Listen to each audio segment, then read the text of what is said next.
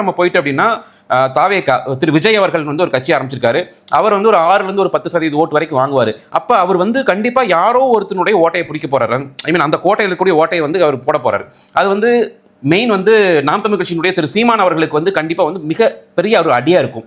ஏன்னா அவர் வந்து 8% வாக்கு சுயம்பா நின்று அந்த 8% வாக்கு வாங்கியிருக்காரு. ஆனா இன்னைக்கு அந்த 8% வாக்கு வருமா அப்படிங்கிறது ஒரு பெரிய கேள்விக்குறி. ஏன்னா விஜய் அவர்கள் முதலாவதாக போடக்கூடிய அந்த ஓட்டையே வந்து சீமானுடைய ஓட்டுல தான். அப்ப சீமான் வந்து கூட்டணிக்கு வருவாரா இல்ல திரும்ப அவர் தனியாக தான் நிற்பாரா, விஜய் அவர்கள் அண்ணா திராவிட முன்னேற்ற கழகத்தினுடைய கூட்டணிக்கு வருமா வராதா அப்படின்னு பல்வேறு கேள்விகள் இந்த எதிரணியில் இருக்கிறனால இன்னைக்கு தேதிக்கு தேர்தல் நடந்தா திராவிட முன்னேற்ற கழகம் ஜெயிப்பதற்குத்தான் வாய்ப்புகள் அதிகம்.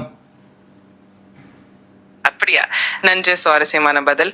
இப்படி பல கோணங்கள் இருந்து நாம் பார்ப்பதனால் தேர்தல் முடிவு நிச்சயமாக சுவாரஸ்யமா இருக்கும். நன்றி இந்த விவாதத்துக்கு. இன்னும் வேற ஏதாவது கேள்விகள் இருந்தா? சரி, அடுத்த கேள்வி இதுதான்.